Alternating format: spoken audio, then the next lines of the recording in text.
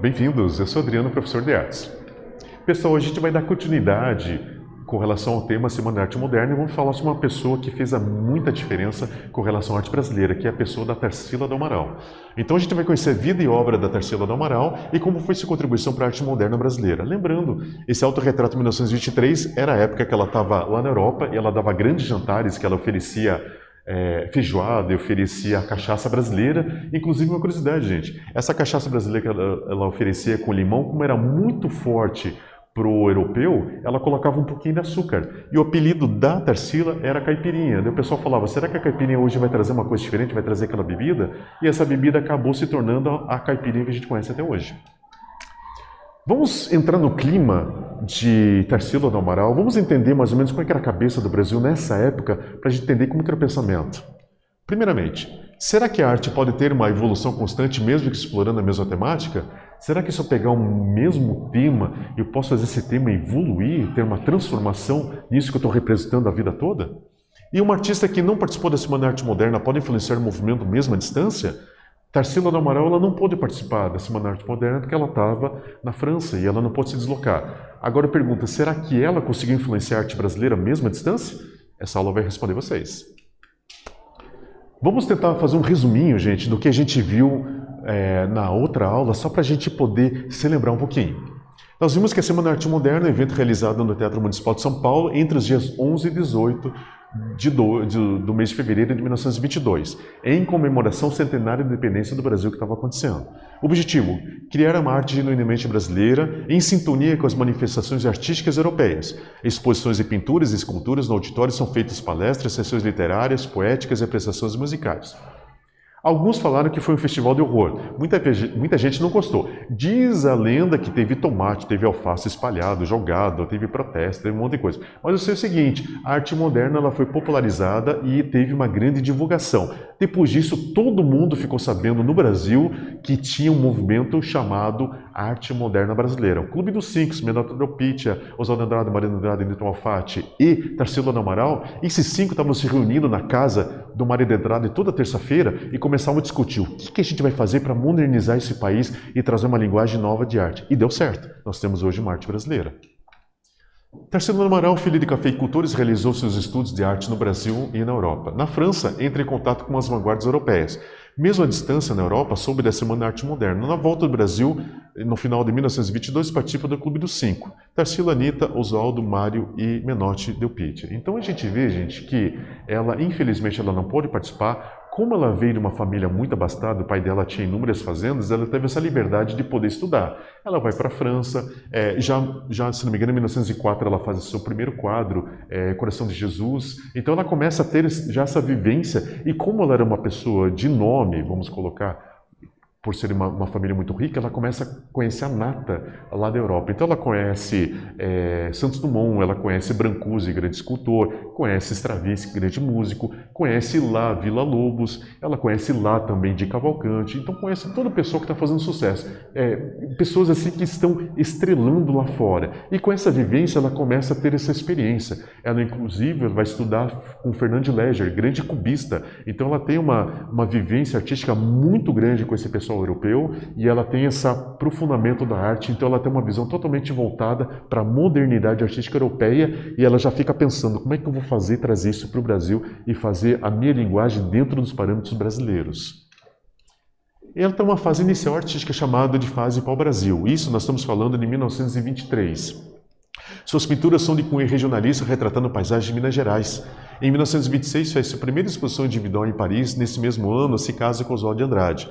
Nós temos aqui Carnaval Madureira, 1924. Ou seja, ela é uma menina que ela tinha aquela vivência das fazendas. Lembrando que, se não me engano, ela nasce em 1886, agora não me falha a memória. Eu sei que a libertação dos escravos, 1888, a proclamação da República, 1889. Então ela pega toda essa vivência nessa infância dela. Então ela conhece aqueles que são ex-escravos, essa teve ama de leite, então ela teve todo esse convívio de fazenda, teve esse convívio com o Brasil, do Brasil colonial para o Brasil agora República. Então ela passa toda essa virada do Brasil. começo da eletrificação, toda essa virada da industrialização, e tudo isso ela começa a refletir dentro da sua pintura. Então ela começa a trazer aquele ambiente de fazenda, aquele ambiente de cor, aquele ambiente do Brasil intocável, aquele Brasil que era um Brasil recém-nascendo. Então isso ele vai trazer nas suas pinturas, mas já com cunho modernista. Então a gente já vê que é grande influência do cubismo, um pouco influência do expressionismo, mas a gente vê uma liberdade de traço que ela traz. E isso ela vai trazer o quê? Vai trazer essa mudança da arte. E em 1926 ela faz sua primeira exposição. Essa primeira exposição ela se torna uma artista que vai trazer a sua experimentação europeia com essa temática brasileira e põe a cara do Brasil nas telas e o pessoal vê pela primeira vez. O que acontece? Em 1928, toda essa experiência que ela fez, dessa vivência do Brasil, ela começa a pensar o seguinte: eu tenho que fazer uma coisa diferente. E como o Oswald de Andrade, que agora é esposo dela, estava fazendo aniversário, ela fala, eu vou fazer um quadro para ele de presente. E ela faz essa obra Abaporu. Quando ela faz essa obra Abaporu, que não tem nome ainda, ela faz esse quadro e entrega para o Oswaldo olha e fala, meu Deus, que coisa! E o que ele faz? Ele pega o dicionário Tupi-Guarani, procura uma palavra lá e acha uma palavra Abaporu. Abaporu significa homem que come carne humana, ou seja, uma alusão ao indígena. A intenção da Anitta é colocar um indígena e colocar a região brasileira. Coisas do Brasil, o cactus do cerrado, essa coisa da paisagem, essa coisa do sol castigante. Então ela faz o quê? Ela faz uma alusão dentro da cultura indígena com uma cultura regionalista, misturando tudo isso numa cultura brasileira. Essa figuração que nós temos aqui. E nisso, quando Oswaldo vê isso, ele tem uma nova visão. Ele fala, sabe de uma coisa? Eu vou fazer um manifesto. O manifesto é quando você coloca no papel algo que você quer representar, algo que você quer colocar como início de uma fase de arte. E ele faz o manifesto antropofágico. Antropofagia significa comer carne humana. Então, a Tarsila inicia a sua fase antropofágica também, juntamente da pintura, e Oswaldo, ele começa a fase antropofágica dentro da literatura. Lembrando que em 1928, se não me engano, Mário de Andrade escreve Macunaíma, que também é fruto dessa fase, ou seja, um herói brasileiro. Então, eles começam nessa fase pegar tudo que é cultura europeia e eles começam, dentro do linguajar do Oswaldo, deglutir, ou seja, mastigar e engolir essa cultura europeia e transformar uma cultura brasileira, ou seja, fazer essa transformação dentro de uma simbiose, dentro de uma mistura, e essa mistura que vai dar essa cara, nesse novo sentido, essa evolução já da arte brasileira da Tarsila. E nós temos então uma obra sem padrões estéticos acadêmicos. Retratar símbolos nacionais como o sol tropical, o indígena, elementos do cerrado, o cacto. Tarsila foi fundamental para a fixação do estilo artístico no país, por sua influência por meio de sua importância no grupo modernista brasileiro. Ou seja, ela foi uma das luzes desse movimento. Então ela começa a trazer um novo parâmetro e muitos artistas vendo essa fase antropofágica falam, vamos nesse trem aí, vamos andar nesse trilho, porque esse trilho está trazendo uma coisa muito boa. E se torna algo que vai construir novamente uma imagem do Brasil, agora uma fase 2. Lembrando do que a gente viu até agora, vamos fazer uma perguntinha para vocês? Quais são as características da fase pau-brasil, da vida artística e Tarsila do Amaral? Escreve lá, eu estou aguardando vocês. Até daqui a pouquinho.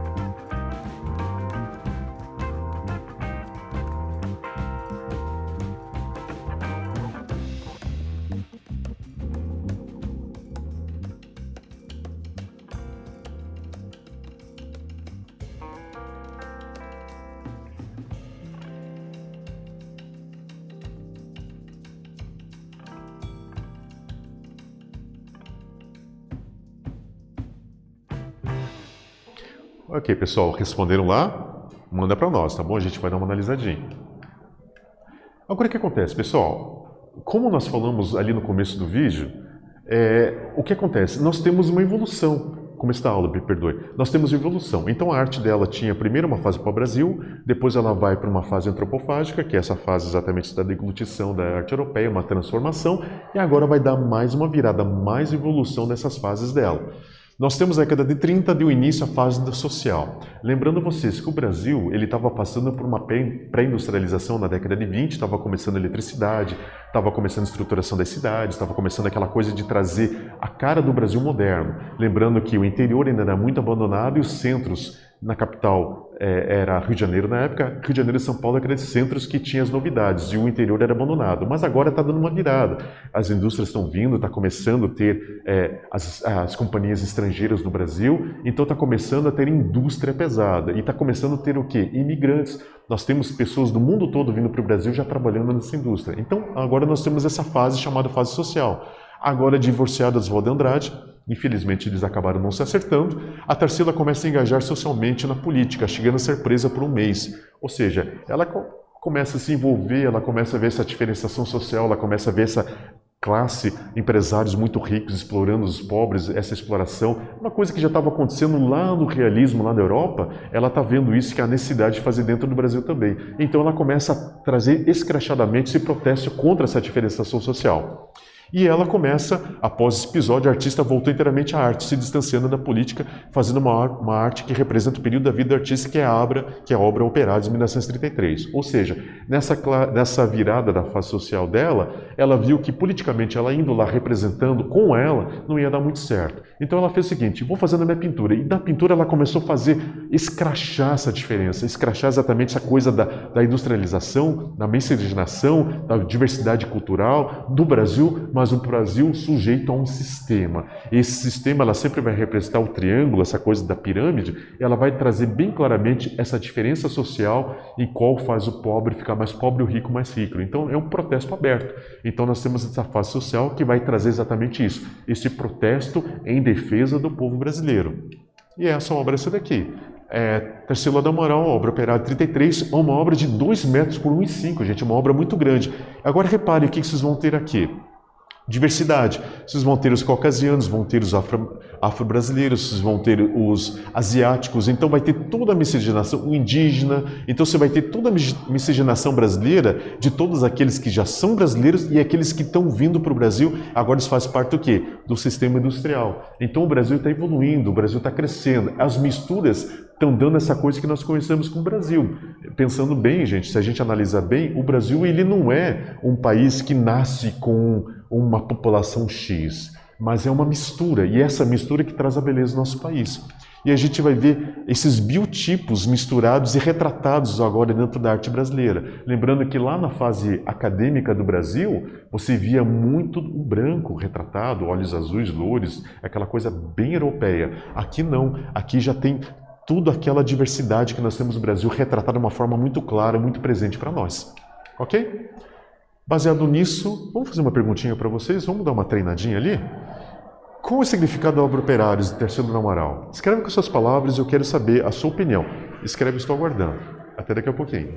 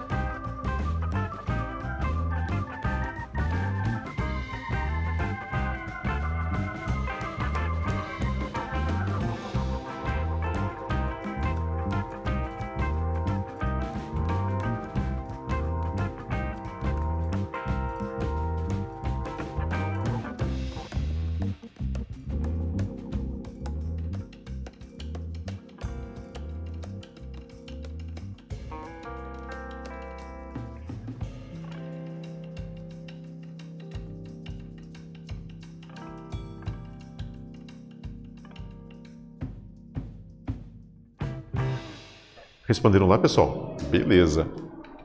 O que a gente viu hoje, gente? Nós relembramos o início do movimento modernista brasileiro, conhecemos um pouco da vida da obra da Tarsila do Amaral e como foi sua contribuição para a arte moderna brasileira.